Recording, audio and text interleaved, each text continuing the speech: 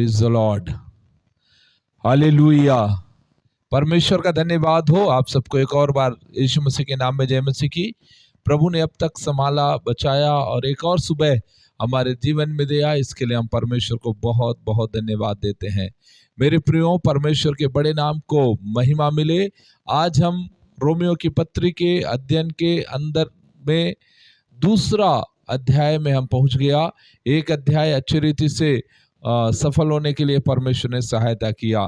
एक अध्याय में हमने देखा कि किस तरह पौलुस परिचय देता है अपना, और दूसरी बात हमने देखा कि पौलुस बताया कि किस तरह सारा संसार परमेश्वर के दंड आज्ञा के कारण है, क्योंकि हर एक मनुष्य जो है पाप में है, गुनाह में है, अधर्म में है, और सभी लोगों को परमेश्वर के न्याय सिंहासन के सामने खड़ा होना पड़ेगा। और इस तरह पौलुस कहा कि सभी लोग जो है दंड आज्ञा के अधीन हो गए हैं। और आगे जब हम दूसरे अध्याय को देखते हैं तो दूसरे अध्याय के अंदर में पौलुस इस बात को सिखाने के लिए चाहता है कि ना केवल अन्य जाति परंतु यहूदी लोग भी उसी स्तर में खड़े हैं जिस स्तर में अन्य जाति लोग खड़े हैं। मतलब परमेश्वर के न्याय के समक्ष में यहूदी क्या, यूनानी क्या, सभी लोगों का स्तर जो है वो समान है। और इसी विषय में आज हम लोग सीखने के लिए जा रहे हैं। सो हम परमेश्वर को बहुत धन्यवाद देते हैं। आज हम परमेश्वर के वचन को जब हम सीखते हैं तो आप सब लोग बड़े ध्यान से सुनिए और सीखिए। इस समय मैं चाहूंगा कि हम परमेश्वर के वचन को हम पढ़ेंगे, दूसरा अध्याय उसके पहले आयत को।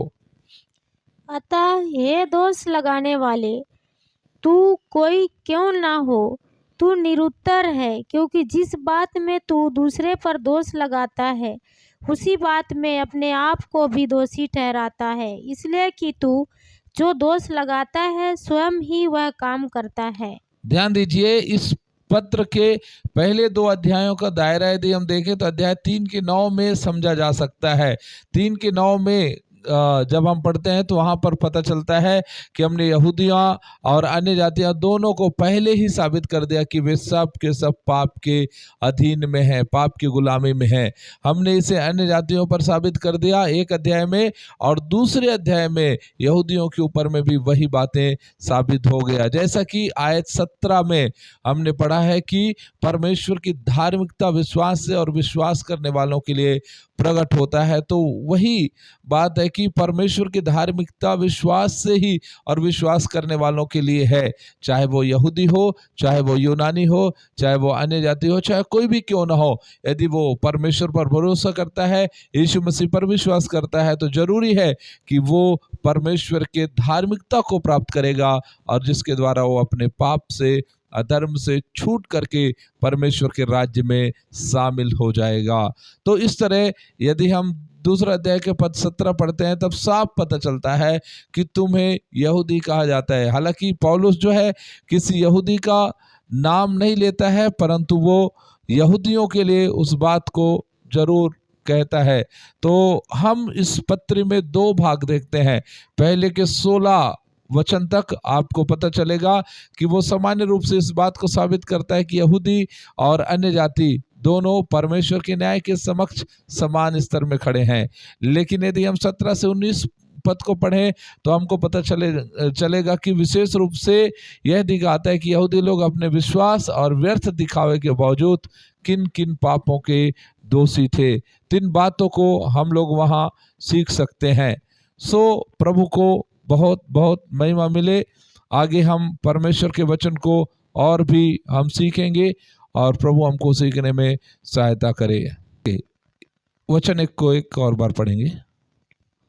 अतः हे दोष लगाने वाले, तू कोई क्यों ना हो, तू निरुत्तर है, क्योंकि जिस बात में तू दूसरे पर दोष लगाता है उसी बात में अपने आप को भी दोषी ठहराता है, इसलिए कि तू जो दोष लगाता है स्वयं ही वह काम करता है।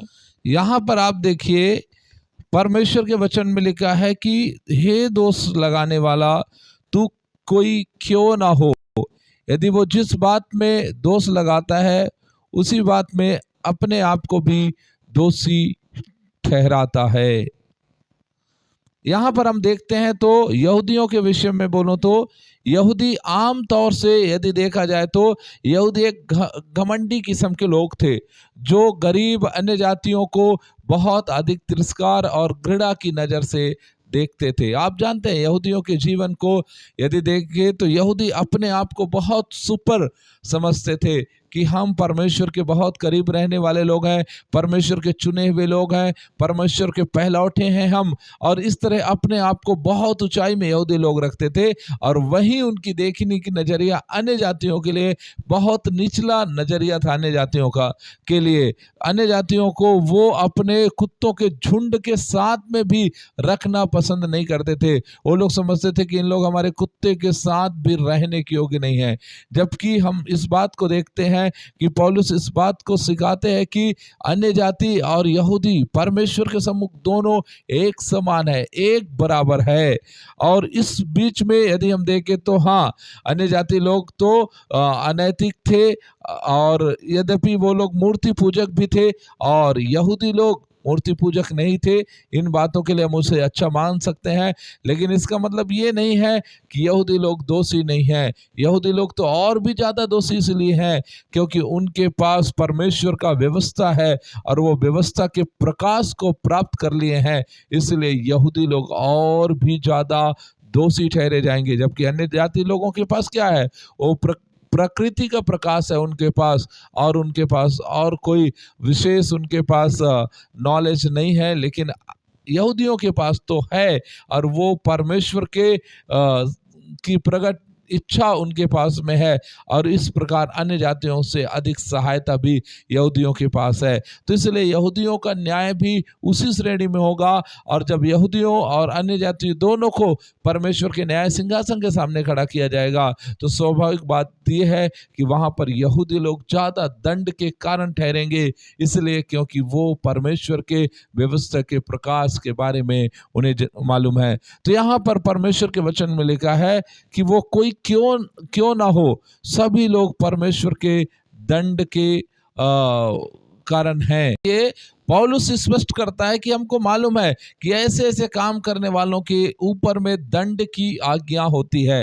हालांकि पौलुस यहाँ पर बहुत सफाई से बिना यहूदियों के नाम लिए उन्हें संबोधित करते हुए इस बात को कहता है कि स्वयं को सही ठहराने तथा अन्य को दोषी ठहराने के चित्त परिचित स्वभाव को वह ठीक ठीक वर्णित करता है कि यहूदियों के अंदर में ऐसा स्वभाव है कि वो हमेशा अपने आप को सही ठहराते थे और दूसरे को दोषी ठहराते थे। आप आज भी देखिए बहुत सारे लोगों के अंदर में ये स्वभाव पाया जाता है, जबकि परमेश्वर का ये स्वभाव नहीं है। यदि हम लूका रचित सुसमाचार उसके 18वें अध्याय में देखते हैं तो वहाँ पर दो व्यक्ति आपस में मंदिर में जाकर के प्रार्थना करते हैं। आपको मालूम है, एक उसमें फरीसी है और दूसरा चुंगी लेने वाला। तो वहाँ पर हम देखते हैं जब फरीसी बैठ करके मंदिर में फरीसी खड़े होकर के प्रार्थना करता है, वहीं पर चुंगी लेने वाला जो है सिर झुका करके, और बाइबल कहता है वो अपना सिर भी उठाना नहीं चाहता, बल्कि वो अपने छाती पीट पीट करके रोता है और बोलता है, हे प्रभु मुझ पर दया करो। और आपको मालूम है वहाँ पर परमेश्वर ने उस फरीसी की नहीं बल्कि उस चुंगी वालों की सुन ली। क्यों कारण क्या है? क्यों परमेश्वर ने फरीसी की प्रार्थना नहीं सुना? क्यों चुंगी लेने वालों की प्रार्थना सुन लिया परमेश्वर के नजरों में सब लोग एक समान हैं। परमेश्वर सारे लोगों के साथ एक जैसा व्यवहार करता है, पर हम मनुष्य जो है आपस में किसी को छोटा, किसी को बड़ा, किसी को ऊंचा, किसी को नीचा रखते हैं, लेकिन परमेश्वर कभी ऐसा नहीं है। इसलिए बड़े ध्यान से हम वचन को समझे। प्रभु का वचन में जो बातें लिखा है उन बातों को आप समझिए। एक अध्याय का 21 से 32 तक में हमने उन बातों को पढ़ा कि अन्य जातियों को किन किन बातों के लिए परमेश्वर जिम्मेदार ठहराता है, और उन्हीं बातों के लिए परमेश्वर उसके ऊपर में दंड लाने की बात कहा कि उन्हीं सारी बातों के लिए उसके ऊपर दंड आएगा। जबकि हम देखते हैं यहाँ पर दूसरा वचन और तीसरा वचन भी पढ़िए, दूसरा तीसरा। हम जानते हैं कि ऐसे ऐसे काम करने वालों पर परमेश्वर की ओर से ठीक ठीक दंड की आज्ञा होती है। हे मनुष्य, तू जो ऐसे ऐसे काम करने वालों पर दोष लगाता है और आप वे ही काम करता है, क्या यह समझता है कि तू परमेश्वर की दंड की आज्ञा से बच जाएगा। ओके, यहाँ पर देखिए, यहाँ पर हम ईश्वरीय सरकार के अपरिवर्तनीय न्याय को हम देखते हैं कि परमेश्वर के जो शासन है, ईश्वरीय जो शासन है, उसका जो न्याय है वो अटल बना हुआ है। वो चाहे यहूदियों के लिए हो, चाहे अन्य जातियों के लिए है, किसी के लिए भी हो, पर परमेश्वर के शासन जो है और उसका न्याय व्यवस्था अटल बना हुआ है। वो किसी के लिए लचीला नहीं है, किसी के लिए वो झुक जाए और किसी के लिए वो कड़ा हो जाए, ऐसा शासन नहीं है, बल्कि हर एक लोगों के लिए एक समान शासन है। मेरे प्रियो, जब हम इस बात को देखते हैं तो पौलुस इस बात को कहता है कि तू क्या समझता है, क्या परमेश्वर का न्याय बदल जाएगा? क्या परमेश्वर का न्याय चेंज हो जाएगा? नहीं, परमेश्वर का न्याय न तो कल चेंज हुआ है, ना आज चेंज होगा, ना आने वाले समय में चेंज होगा। तो यहाँ पर हम कुछ बातें सीखते हैं। पहला बात है कि इन वचन से इस बात को पुष्टि किया जा सकता है, इस विश्वास को पुष्ट करने के लिए यहाँ दिखाता है कि वह परमेश्वर जिसका सामना हमें करना है वो कितना धर्मी है, वह अपने कार्यों में कितना न्यायपूर्ण है। आप सोचिए इस बात को कि वो अपने आप में कितना धर्मी परमेश्वर है और अपने कामों में कितना न्यायपूर्ण परमेश्वर है। वो कभी भी अन्याय नहीं कर सकता। दूसरी बात, परमेश्वर का न्याय सत्य के अनुसार, न्याय और समानता के सनातन नियमों के अनुसार होगा, ना कि यहूदियों के अनुसार या फिर अन्य जातियों के अनुसार, आपके और मेरे विवेक के अनुसार नहीं, हमारे सोच के अनुसार नहीं, हमारे विचार के अनुसार नहीं, परंतु परमेश्वर का न्याय तो परमेश्वर के सनातन नियम के अनुसार होगा। इसलिए परमेश्वर हर एक व्यक्ति का न्याय उसके हृदय के व्यवस्था के अनुसार, हृदय की अवस्था के अनुसार करेगा, ना कि बाहरी रूप को देख करके। बाइबल में लिखा है कि मनुष्य तो अपने चाल चलन में पवित्र ठहरता है, परंतु यहोवा हमारे मन को तौलता है। तो हमारी मनोदशा के अनुसार हमारा न्याय किया जाएगा, ना कि हमारे बाहरी रूप को देख करके। हमारे कार्यों के अनुसार हमारा न्याय होगा, ना कि व्यक्तियों के संबंध के अनुसार कि नहीं हम यहूदी हैं तो हम उस बात से बच जाएगा, या फिर हम अन्य जाति हैं तो हमको किसी बात की छूट मिल जाएगी। ऐसा बिल्कुल नहीं है, बल्कि परमेश्वर जो है हर एक व्यक्ति का न्याय उसके कर्मों के अनुसार करेगा। और न्याय परमेश्वर का एक सिद्धांत है, एक ऐसा सिद्धांत है जिसके बारे में हम सभी आश्वस्त हैं, क्योंकि यदि वो न्यायपूर्ण ना होता तो मुझे ऐसा लगता है कि वो परमेश्वर ना होता, वो प्रभु ना होता। इसीलिए वो परमेश्वर है, क्योंकि वो न्यायपूर्ण है, वो न्याय करने वाला परमेश्वर है, वो न्याय को अपने सभी बातों में सर्वोपरि रखने वाला परमेश्वर है। इसीलिए हमको उसके न्याय पर भरोसा करना चाहिए और उसके न्याय से हमें डरना भी चाहिए। इसके अलावा और भी हम इस बात को सीखते हैं कि उन लोगों के लिए विशेष रूप से उचित है जो दूसरों को उन चीज़ों के लिए दोषी ठहराते हैं जिनके लिए स्वयं दोषी हैं। मतलब उन लोगों को सोचिए आप, जो दूसरों को दोषी ठहराता है लेकिन वही काम अपने आप करता है। वो दूसरों को दोष लगाएगा, तुम ऐसा कर रहे हो, ऐसा कर रहे हो, लेकिन खुद वो दोषी है। तो क्या इसका न्याय परमेश्वर नहीं करेगा? क्या इसको परमेश्वर ऐसा ही छोड़ देगा? नहीं, परमेश्वर उससे भी दोषी ठहराएगा, उसे भी दोषी ठहराएगा। उसके जीवन में भी यदि गलती है और वो दूसरों को रास्ता दिखाता है तो हाँ, वो अच्छा करता है, दूसरों को सिखाता है, लेकिन यदि स्वयं गलत है तो उसका लेखा तो उसे देना ही होगा।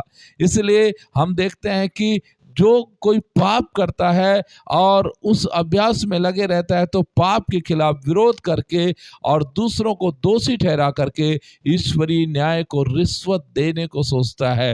वो समझता है कि मैं दूसरों के लिए भला काम करके, दूसरों को उपदेश दे करके, दूसरों को सिखा करके और मैं परमेश्वर के न्याय से बच जाऊंगा। तो ये तो उसके जैसा हो गया कि अपने आप को बचाने के लिए हम किसी को रिश्वत दे रहे हैं। तो ये संसार में या इस दुनिया में शायद ये संभव है कि हम रिश्वत दे करके शायद हम बच जाए, लेकिन परमेश्वर के यहाँ ऐसा नहीं है मेरे प्रियो। परमेश्वर के यहाँ बिल्कुल ऐसा नहीं है, वहाँ हम रिश्वत दे करके नहीं बच सकते। इसलिए आपको और मुझे रिश्वत दे करके बचने के लिए नहीं, बल्कि परमेश्वर का सामना करना पड़ेगा। मानो हम पाप के खिलाफ उपदेश देने से उसके अपराध का प्रायश्चित हो जाएगा क्या? कभी नहीं होगा। यदि हम पाप के खिलाफ में उपदेश दे रहा है, हम लोगों को सिखा रहे हैं, समझा रहे हैं, सब कुछ कर रहे हैं, तो इसका मतलब है कि हम केवल उपदेश देने मात्र से हमारा पाप का या अपराध का प्रायश्चित होगा, ये बिल्कुल नहीं। हमको हमारे पापों का प्रायश्चित खुद को करना पड़ेगा, हमको हमारे अपराधों का प्रायश्चित खुद को करना पड़ेगा, हमको हमारे गुनाहों का प्रायश्चित खुद को करना पड़ेगा, क्योंकि परमेश्वर का न्याय जो है वो अपरिवर्तनीय न्याय है। उसका जो व्यवस्था है वो अटल व्यवस्था है, और उस व्यवस्था के सामने आपको और मुझे सबको एक दिन झुकना पड़ेगा। लेकिन देखें कि वह इसे पापी के विवेक के सामने कैसे रखता है। वचन 3 में हमने देख लिया, हे मनुष्य, क्या तू यह सोचता है, हे मनुष्य, एक विवेकशील प्राणी, एक आश्रित प्राणी जिसे परमेश्वर ने बनाया है, उसके अधीन है और उसके प्रति उत्तरदायी है। मामला इतना स्पष्ट है कि हम पापी के अपने विचारों को अपील करने का साहस कर सकते हैं। या कितना अच्छा बात है कि हम अपने विचारों के लिए अपील कर सकते हैं। हम पापी हैं तो हम पापी के लिए हम प्रभु के सामने रख सकते हैं कि प्रभु, मैं पापी हूं और मुझ पापी पर दया कर। लेकिन इसका मतलब यदि हम अपने आप को ऐसा ना माने कि मैं पापी हूं, मैं गुनहगार हूं, मैं भी उस न्याय के अधीन हूं, मेरे ऊपर भी दंड आज्ञा हो सकता है, यदि ऐसे हमारे जीवन में नहीं है तो कदापि हम उस परमेश्वर के उस न्याय सिंहासन से हम दूर हो जाएंगे, परमेश्वर के उस आशीष से हम वंचित हो जाएंगे और एक दिन हम दंड के हकदार हो जाएंगे। आगे परमेश्वर के वचन को जब हम सीखेंगे, उससे पहले यहाँ पर हम देखें तो एक और बात मैं आपको बताऊं, क्या तू सोच सकता है कि तू परमेश्वर के न्याय से बच जाएगा? हाँ, प्रेरित पौलुस कहता है, क्या तू ऐसा करके सोच सकता है कि तू परमेश्वर के न्याय से बच जाएगा? अरे परमेश्वर कौन है? परमेश्वर तुम्हारा हृदय का जांच करने वाला परमेश्वर है। औपचारिक दिखावा से थोपा जा सकता है जो सभी रिश्वत और टाले गए लोगों के धर्मी न्यायाधीश, मतलब हम उसको एक औपचारिक दिखावे से हम उसको बदल नहीं सकते, ऐसा वो परमेश्वर है। हो सकता है कि हम दूसरों को अच्छा उपदेश दे रहे हैं, सिखा रहे हैं, लेकिन हमारा खुद का यदि रिश्ता परमेश्वर के साथ अच्छा नहीं है, हम कदापि उसे बदल नहीं सकते। सबसे प्रशंसनीय और राजनीतिक पापी जो सबसे बड़े विश्वास के साथ मनुष्यों के सामने खुद को निर्दोष साबित करते हैं और परमेश्वर के न्याय से नहीं बच सकते, न्याय और निंदा से नहीं बच सकते। आप समझ गए इसका मतलब क्या है? इसका मतलब ये है कि हम यदि बहुत बड़े पापी हैं, हम यदि बहुत सारे लोगों के सामने हम अपने आप को निर्दोष साबित करते हैं, लेकिन हम परमेश्वर के सामने अपने पापों की क्षमा नहीं प्राप्त किया है, तो हम नहीं बच सकते हैं। इसलिए मेरे प्रियो, आपको और मुझे चाहिए कि हम परमेश्वर के वचन के अनुसार, क्या यहूदी क्या यूनानी, सब लोग उस परमेश्वर के न्याय व्यवस्था के सामने खड़े होंगे और हर एक व्यक्ति का न्याय किया जाएगा। इसलिए हम सब लोग भी एक समान परमेश्वर के उस समय के लिए हम तैयार रहें और अपने लाइफ को, अपने जीवन को हम तैयार करते रहें। आगे हम वचन को सीखेंगे, 4 और 5 वचन पढ़ेंगे। क्या तू उसकी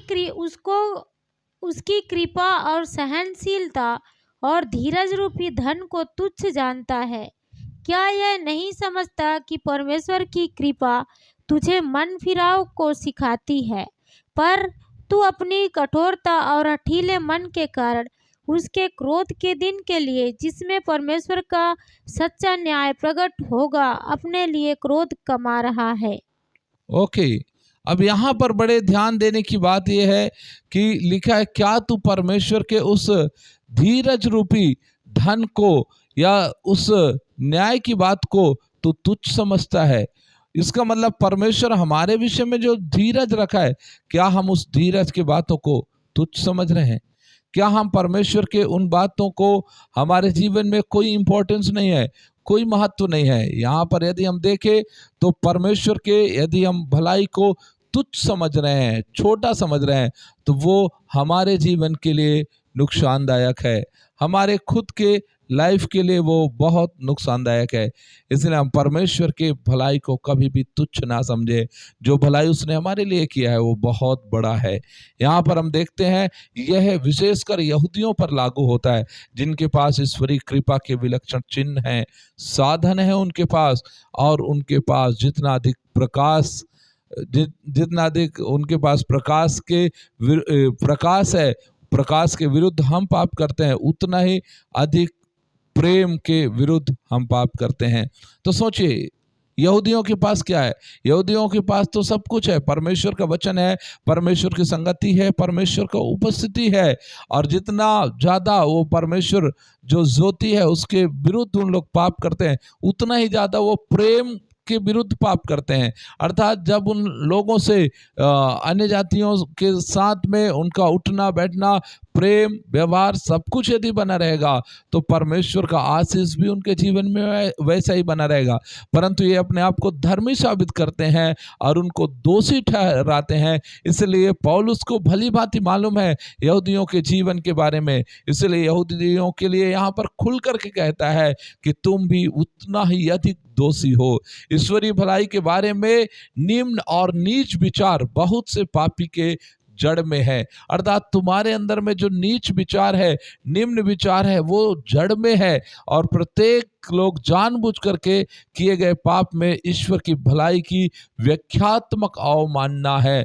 अर्थात आप जब इस तरह से काम करते हैं, प्रभु के वचन को जान करके, प्रभु के व्यवस्था को जान करके भी, और आप इस तरह से व्यवहार करते हैं, अपने आप को निर्दोष साबित करते हैं, दूसरे को दोषी साबित करते हैं, तो आप बहुत ज्यादा परमेश्वर के व्यवस्था का आप अपमान करते हैं, और इस कारण आप परमेश्वर के नजर में दोषी हैं, पापी हैं, और इसलिए आपको भी अन्य जातियों के समानता में रखा गया, और आपको भी अपने उद्धार के लिए प्रभु के नजदीक जाना पड़ेगा।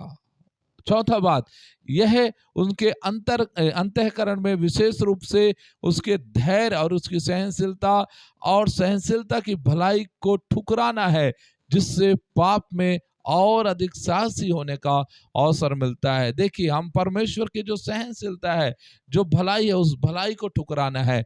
परमेश्वर हमारे लिए चिंता कर रहा है, परमेश्वर हमारे लिए सोच रहा है, परमेश्वर हमारे लिए विचार कर रहा है। प्रभु हमसे प्रेम करता है, और उसके इस धीरज रूपी धन को, उसके इस भलाई रूपी धन को, उसके इस सहनशीलता रूपी धन को यदि हम तुच्छ समझते हैं, मतलब हम परमेश्वर के उस धन का हम ठुकराते हैं, और इसलिए हम पाप में और अधिक साहसी होने का हमें अवसर मिलता है। और जब हम ठुकराते जाते हैं, हमारे जीवन में पाप और ज्यादा मजबूत होते जाता है। वचन 5 के अनुसार हम परमेश्वर के क्रोध को भड़काने का काम करते हैं।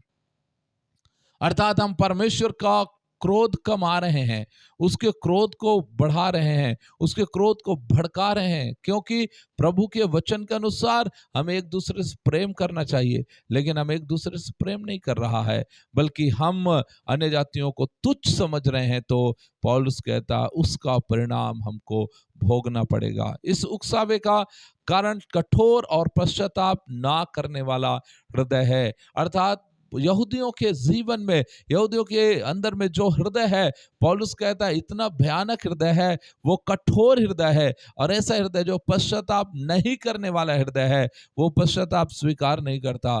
दूसरा बात, पापियों का विनाश ऐसे हृदय के अनुसार चलना है, उसके द्वारा निर्देशित होना है। मतलब जो हृदय उनके अंदर में है, वही हृदय के अनुसार वो चलते भी हैं, और उसी हृदय के अनुसार वो निर्देशित भी होते हैं। वो कभी भी कहा जाए वो परमेश्वर के व्यवस्था के अनुसार नहीं, बल्कि अपने अंदर में जो कठोरता बसा के रखा है, अपने अंदर में जो जिद्दीपन बसा के रखा है यहूदी लोग, उसी को अपने जीवन में लागू करते हैं, और उसी के अनुसार वो लोग चल रहे हैं। तो इस बात को समझिए। तीसरा बात, पाप करना हृदय के मार्ग पर चलना है, और जब वह कठोर और पश्चाताप ना करने वाला हृदय हो, तो जिस तरह लंबे समय से चली आ रही आदत से संकुचित कठोरता जो स्वाभाविक नहीं है, तो मार्ग कितना निराशाजनक होगा। आप यहूदियों को कहता है कि तुम लोग अभी यहूदियों को समझने के लिए थोड़ा सा आप समझिए कि यहूदियों का स्वभाव क्या है। यहूदी अपने आप को कितना ऊंचा लेवल समझ रहे हैं, कितना ऊंचा है हम लोग और ये लोग कितना नीचे हैं। ये उनका जो सोच है, ये उनका जो विचार है, इसलिए वो अपने आप को मानता है कि हम लोग पूरी रीति से हम उसके परमेश्वर के ही हैं हम, और हम बचाए जाएंगे और बाकी सारी दुनिया नाश हो जाएगी।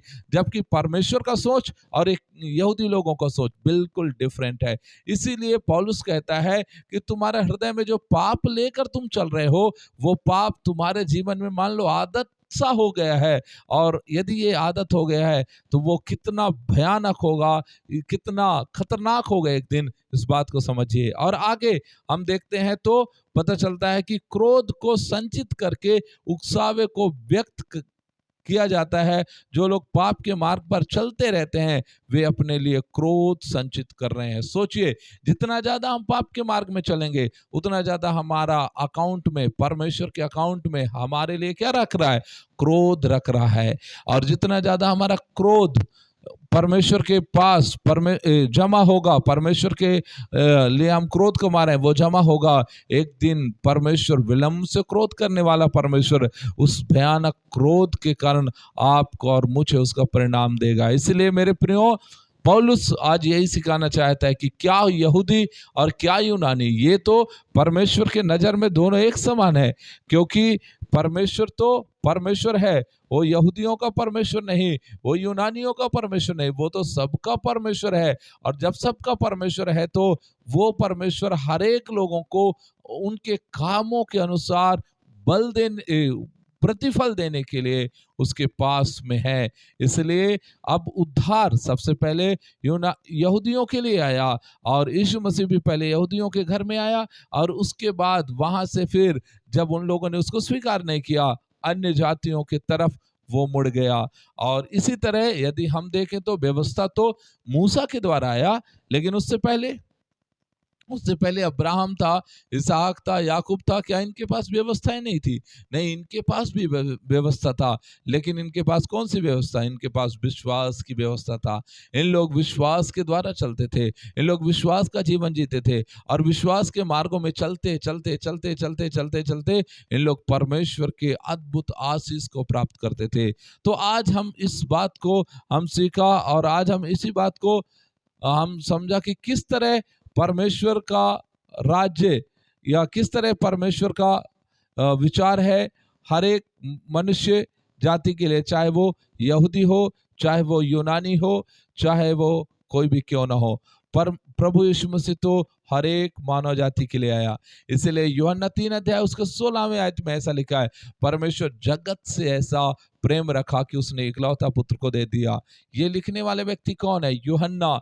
और यूहन्ना इस बात को कहता है कि यीशु मसीह जगत के लिए आया, यीशु मसीह पूरे संसार के लिए आया, यीशु मसीह हर एक मनुष्य के लिए आया, और उसने अपना इकलौता पुत्र, परमेश्वर ने इकलौता पुत्र अर्थात यीशु मसीह को दे दिया। और जो कोई उस पर विश्वास करता है, चाहे वो यहूदी हो, चाहे वो अन्य जाति हो, जो कोई उस पर विश्वास करता है वो नाश नहीं होगा, वो अनंत जीवन को प्राप्त करेगा। तो आज मैं आपको यहीं तक सिखाने के लिए चाहता हूं। आप इस बात को एक बार पूरी रीति से आप समझ लीजिए कि हमारा परमेश्वर है वो क्या चाहते हैं, परमेश्वर किस तरह से चाहते हैं। सबसे पहली बात है कि परमेश्वर जो है उनको दोषी ठहराते हैं जो उनकी निंदा और अहंकार के लिए अपना जीवन को तैयार करते हैं। पहली बात, वो दूसरों के लिए निंदा का कारण है।